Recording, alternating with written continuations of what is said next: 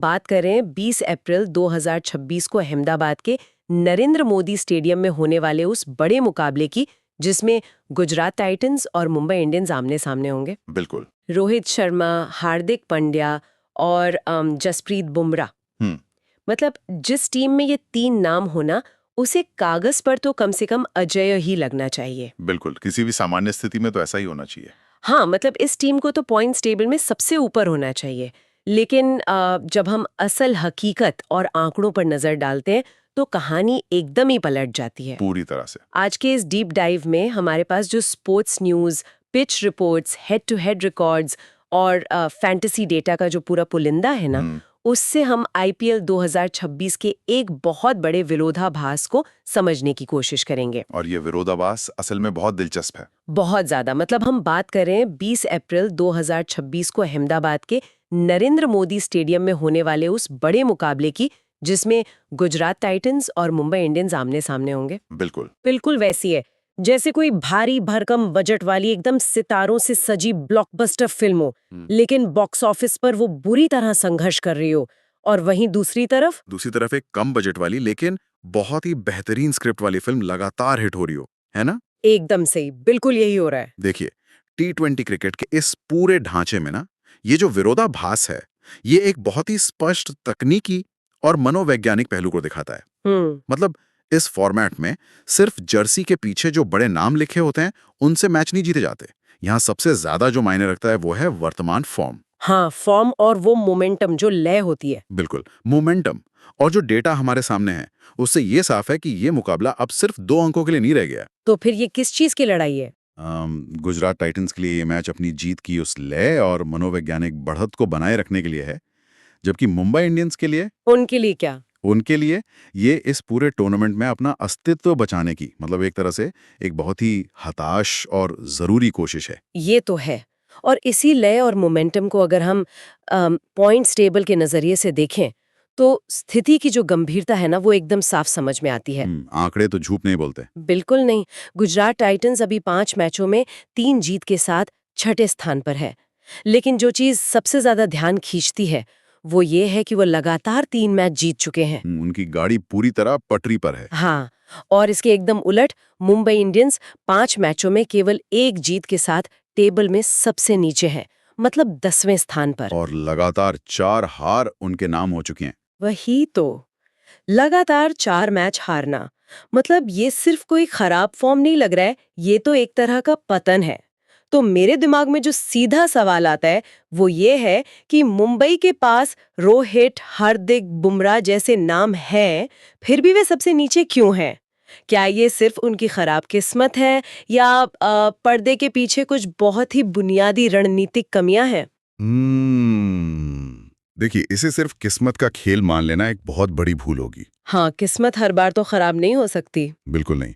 जब कोई टीम लगातार 4 मैच हारती है ना, तो उसके पीछे हमेशा एक पूरा ढांचागत फेलियर होता है। ढांचागत फेलियर मतलब कुछ बुनियादी गलती है? हाँ, मुंबई इंडियंस की मौजूदा हालत को समझने के लिए हमें उनकी टीम के बैलेंस में आई उस दरार को देखना होगा, जिसका जिक्र हालिया मेडिकल रिपोर्ट्स में है। अच्छा, आप रोहित शर्मा की चोट की बात कर रहे हैं? एकदम सही।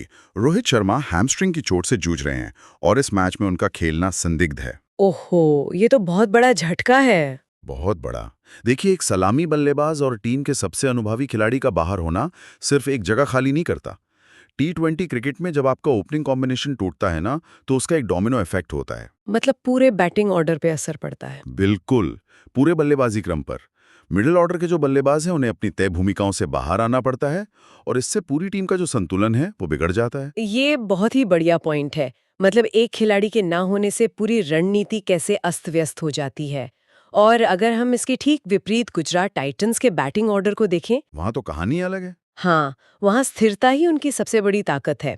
मतलब शुभमन गिल, साई सुदर्शन और जॉस बटलर का टॉप ऑर्डर। मैं आंकड़े देख रही थी, इस सीजन में गुजरात की टीम ने कुल 883 रन बनाए हैं। और आप यकीन मानेंगे, उसमें से 587 रन सिर्फ इन 3 बल्लेबाजों के बल्ले से आए हैं। 587 रन, ये तो बहुत बड़ा नंबर है। बिल्कुल, ये कोई छोटी बात नहीं है। ये दिखाता है कि उनके टॉप ऑर्डर को अपनी भूमिका एकदम स्पष्ट है। लेकिन एक सवाल है मेरा। हाँ, बताइए। क्या इन 3 खिलाड़ियों पर इतनी ज्यादा निर्भरता टीम के लिए कोई रिस्क नहीं पैदा करती? देखिए रिस्क तो हमेशा होता है खेल में, लेकिन टी20 में जब खिलाड़ियों को अपना रोल क्लियर पता होता है तो वो रिस्क काफी कम हो जाता है। अच्छा, कैसे? जब गिल, सुदर्शन और बटलर लगातार ऊपर से रन बना रहे होते हैं ना, तो वो निचले क्रम के बल्लेबाजों को एक आजादी देते हैं। मतलब बिना दबाव के खेलने की आजादी? बिल्कुल, वो मैदान पर आकर बिना किसी प्रेशर के अपनी आक्रामक भूमिका निभा सकते हैं। लेकिन मुंबई इंडियंस में यही क्लैरिटी गायब है। हर मैच में एक नई मुसीबत। हाँ, हर मैच में एक नया संकट खड़ा होता है। खिलाड़ियों को हर बार एक नए रोल में खुद को ढालना पड़ता है, जिससे प्रेशर और भी ज्यादा बढ़ जाता है। सही बात है। और जब टॉप ऑर्डर सेट होता है और रन बना रहा होता है तो उसका सीधा असर दूसरी टीम की गेंदबाजी पर भी पड़ता है। जाहिर सी बात है। और यहीं से मुंबई इंडियंस की वो सबसे बड़ी कमजोरी बेनकाब होती है, जो मुझे लगता है इस सीजन की सबसे बड़ी पहेली है। आप पेस अटैक की बात कर रही हैं। हाँ, दोनों टीमों के तेज गेंदबाजी आक्रमण के आंकड़े मतलब एक दूसरे के बिल्कुल विपरीत हैं। गुजरात के तेज गेंदबाजों का औसत 24.89 है, जो कि इस टूर्नामेंट में सबसे बेहतरीन है। एकदम। प्रसिद्ध तृष्णा 11 विकेटों के साथ पर्पल कैप की रेस में दूसरे नंबर पर है। कगिसो रबाडा ने 7 विकेट झटके हैं। ये एक ऐसा अटैक है जो लगातार साझेदारियां तोड़ रहा है। बिल्कुल। और वहीं दूसरी तरफ मुंबई इंडियंस का बॉलिंग औसत देखे 65.81 है। ये सबसे खराब है पूरे टूर्नामेंट में। हाँ, ट्रेंट बोल्ट, दीपक चाहर और खुद कप्तान हार्दिक पांड्या, इन तीनों का औसत इस सीजन में 50 के पार है। देखिए टी20 के नजरिए से अगर हम इसे समझे तो औसत का मतलब होता है कि एक गेंदबाज कितने रन देने के बाद एक विकेट निकाल रहा है। अगर आप एक विकेट के लिए 50 या 60 रन खर्च कर रहे हैं तो इसका सीधा मतलब ये है कि सामने वाला बल्लेबाज बिना किसी डर के बड़ी साझेदारियां बना रहे हैं। मतलब आप सिर्फ रन नहीं लुटा रहे हैं, आप मैच का कंट्रोल भी दे रहे हैं। एकदम सही। विपक्षी टीम को मैच पर हावी होने का पूरा मौका मिल रहा है। और इस कंट्रोल के खोने के पीछे एक ऐसा आंकड़ा है जिसे मतलब पचा पाना मेरे लिए या किसी भी क्रिकेट फैन के लिए बहुत मुश्किल है। मैं समझ सकता हूँ आपके इस आंकड़े की बात कर रही हैं। जसप्रीत बुमराह का विकेट कॉलम। मतलब सोचिए, बुमराह ने अब तक 5 मैचों में 19 ओवर फेंके हैं, 114 गेंदें, और उनके नाम एक भी विकेट नहीं है, 0। ये वाकई एक असाधारण स्थिति है। बिल्कुल। मैं तो इसे ऐसे देखती हूँ कि जैसे दुनिया का सबसे बेहतरीन शेफ अचानक से चाय उबालना भूल जाए। मतलब ये कैसे हो सकता है? बहुत ही दिलचस्प उपमा दी आपने, लेकिन देखिए इसे हमें थोड़ी बड़ी तस्वीर से जोड़कर देखना होगा। अच्छा। इसके पीछे की जो पूरी कार्य प्रणाली है वो समझना बहुत जरूरी है। ये कोई अचानक से फॉर्म का गिरना नहीं है। तो फिर क्या है ये? जब बुमराह जैसा खतरनाक गेंदबाज सामने होता है ना, तो अक्सर विपक्षी टीमें वीडियो एनालिटिक्स का इस्तेमाल करके एक बहुत ही स्पष्ट रणनीति बनाती हैं। मतलब वो उन्हें टारगेट ही नहीं करते? बिल्कुल। वो तय करते हैं कि बुमराह के जो 4 ओवर्स हैं उन्हें बस शांति से प्ले आउट करना है। मतलब बिना कोई रिस्क लिए सिर्फ सिंगल या डबल लेकर उनका स्पेल खत्म करना है। अरे, तो जब गिल या बटलर जैसे बल्लेबाज बुमराह के खिलाफ डिफेंसिव हो जाते हैं तो बुमराह को विकेट ही नहीं मिलते। यही तो बात है। लेकिन इसका सबसे घातक परिणाम पता है क्या होता है? क्या? बल्लेबाजों के पास जो बाकी ओवर बचते हैं उनमें वे ट्रेंट बोल्ट या दीपक चाहर जैसे गेंदबाजों पर 2 गुनी आक्रामकता से प्रहार करते हैं। ओहो, मतलब बुमराह की ओवर शांति से निकाल लिए और बाकी गेंदबाजों को धो दिया। बिल्कुल। बुमराह के विकेट न निकाल पाने से दूसरे छोर के गेंदबाजों पर विकेट लेने का इतना प्रेशर आ जाता है कि वो अपनी लाइन और लेंथ से समझौता कर बैठते हैं। और यही मुंबई की गेंदबाजी के ढहने की असली वजह है।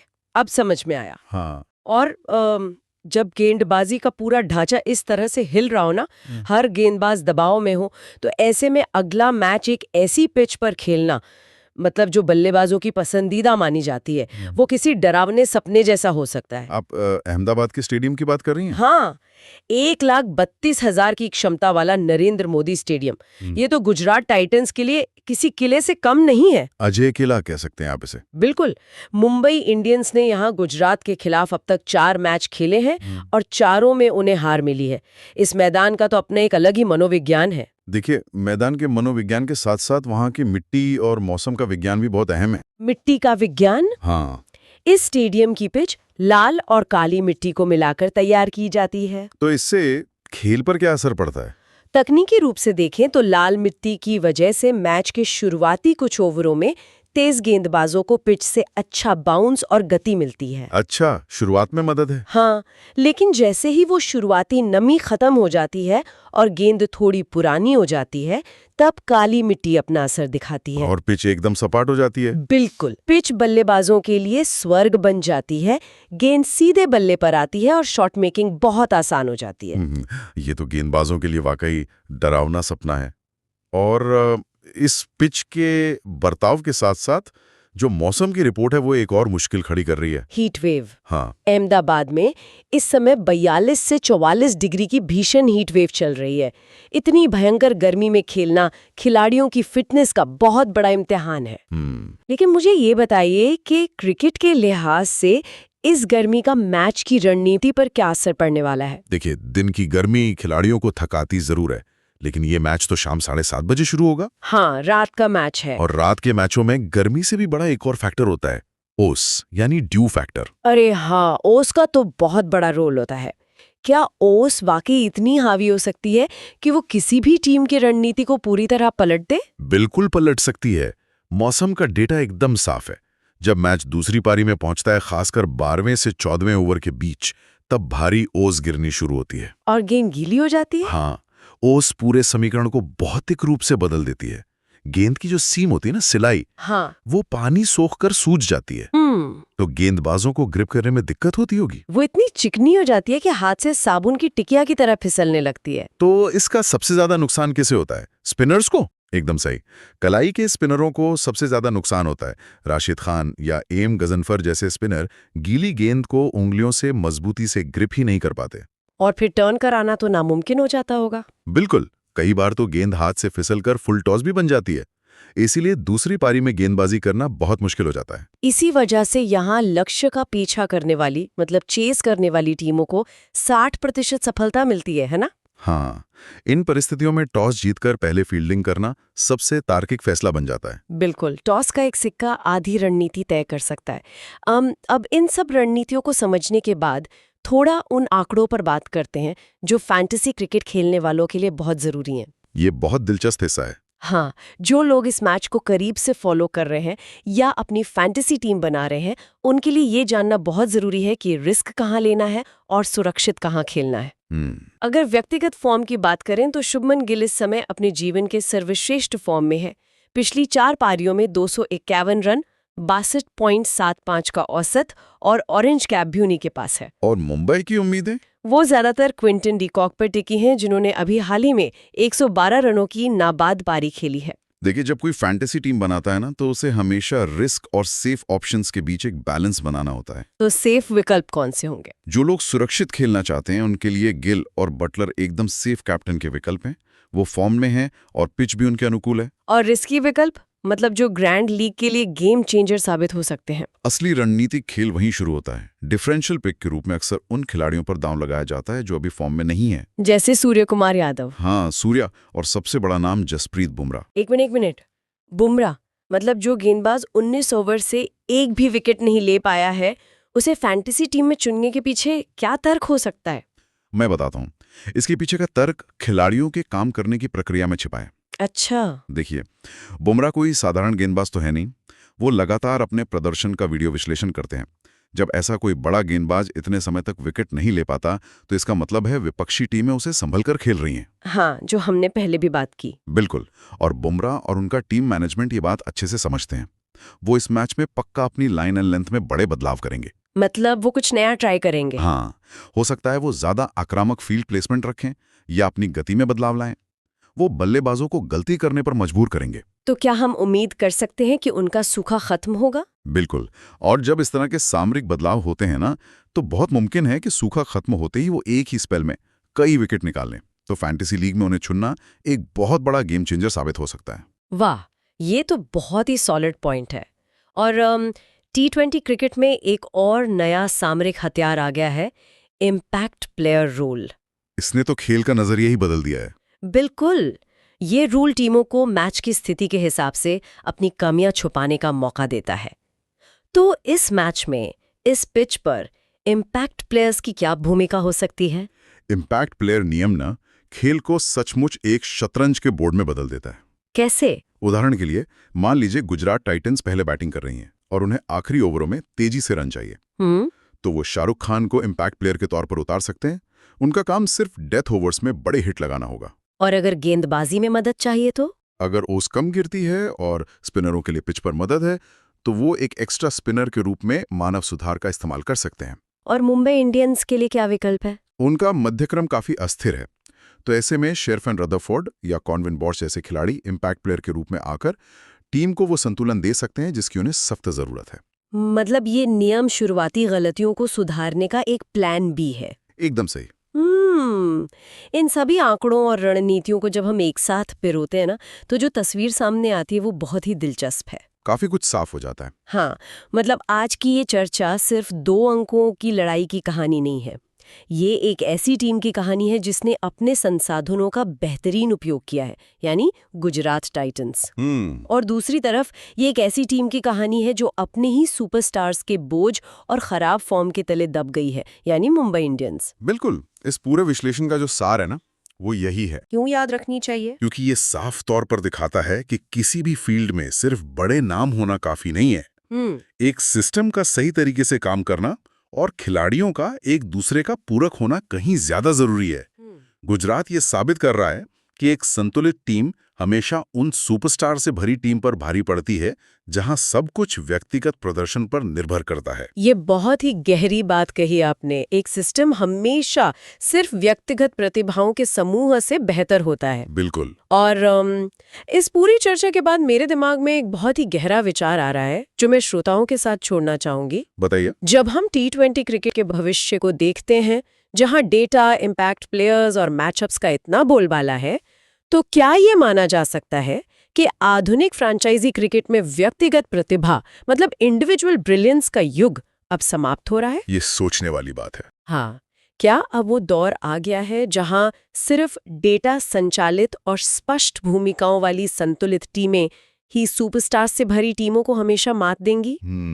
ये एक ऐसा सवाल है जिस पर आप सभी को खुद विचार करना चाहिए। इसी विचार के साथ हम आज के इस डीप डाइव को यहीं समाप्त करते हैं।